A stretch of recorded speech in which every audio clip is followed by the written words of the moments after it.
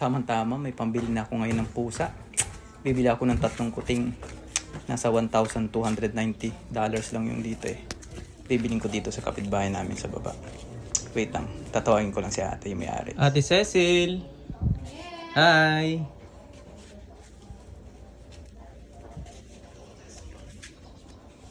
Ay ate, chinat ko si Kuya Benny. Ay sa inyo daw muna ipapaabot itong ano. Ate bilang daw. Bali 1,290 yung bill namin eh.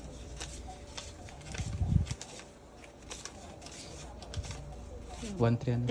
$10 pa yung sukli mo. $10. Sana may ganyan tayo araw-araw. Te. Oo.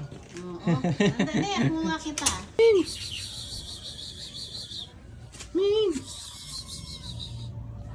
Parang malungkot ang baby ngayon.